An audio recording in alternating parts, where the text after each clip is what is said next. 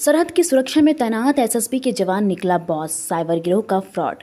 Boss cyber गिरोह dark web app के जरिए देश के विभिन्न प्रांत वो लोगों को करता था ठगी। देश भर में कई प्रांतों में फ्रॉड के मामले दर्ज हैं।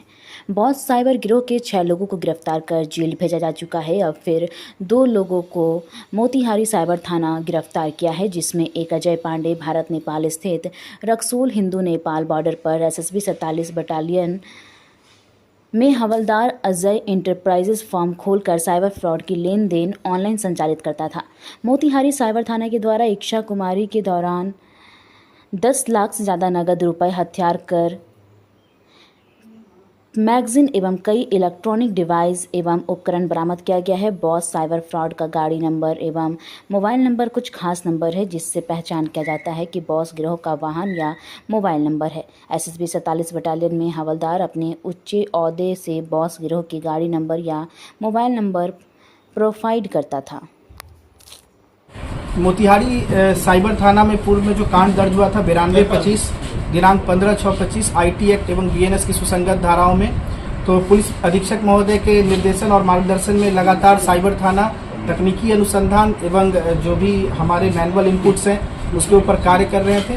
और इसी में एक उपलब्धि हासिल लगी हमें कि मोहम्मद जावेद और दयाशंकर एवं अविनेश कुमार, इन तीनों के जो विभिन्न ठिकानों पर अविनेश के all in one cyber cafe, Dayashankar के दुकान और उसका जहाँ पे वो अभी तत्काल रह रहे थे उनके फैमिली, वहाँ पे छापेमारी की गई और मोहम्मद जावेद की दुकान पे छापेमारी की गई। तो इन जगहों से नोट काउंटिंग की एक मशीन, एक laptop, DVR machine 2, bank chequebook 14, bank cheque 11, passbook 6, ATM card 10, vehicle registration certificate 2, pocket diary 2 piece छोटा पॉकेट डायरी जिसमें विभिन्न ट्रांजैक्शंस के बारे में उल्लेख किया गया है वो प्राप्त हुआ। इसके अलावा ड्राइविंग लाइसेंस एक प्राप्त हुआ है, पैन कार्ड एक प्राप्त हुआ है और कुल नगद रुपए विभिन्न जगहों पर छापेमारी के दौरान 10,30,350 रुपए जब्त किए गए हैं। इसके अतिरिक्त एक राइफल, एक पिस्टल जो कि आज ही पंकज पांडे जी के जो एसएसबी के 47 बटालियन के हवलदार हैं, इनके घर पे छापेमारी के दरमियान ये बरामद हुआ। एक पिस्टल, एक राइफल बरामद हुआ है। कारतूस पिस्टल का 16, राइफल का 5 पीस और मैगजीन पिस्टल का 2 और राइफल का 1 मैगजीन, 3 मोबाइल, 3 सीपीयू मशीन ये बरामद हुए हैं। आर्म्स का सत्यापन एनडीएल पोर्टल एवं जिला पदाधिकारी महोदय के माध्यम से संबंधित कार्यालय से किया जा रहा है, किए जाने की प्रक्रिया में बढ़ाया गया है। इसके अतिरिक्त इनके द्वारा इनकी से पूछताछ के क्रम में बहुत सारे नए नाम सामने आए हैं जो इस चीज़ से जुड़े हुए हैं।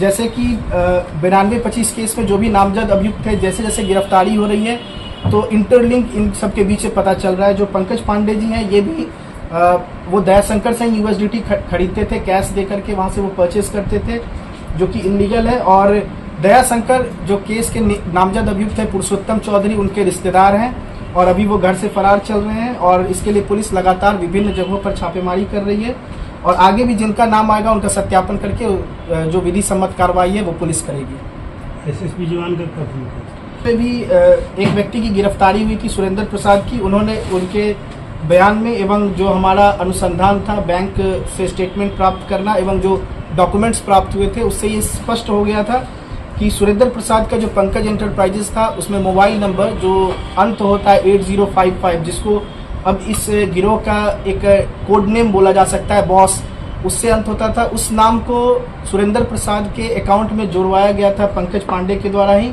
बैंक में जाकर के, और जब ये छापेमारी हो रही थी तो ब्रांच मैनेजर से संपर्क करके इस नंबर को बदलने के लिए कहा गया था एवं सुरेंद्र प्रसाद को अगले ही दिन ब्रांच भिजवा करके, एसबीआई का ब्रांच भिजवा करके वो नंबर चेंज करवाया गया था।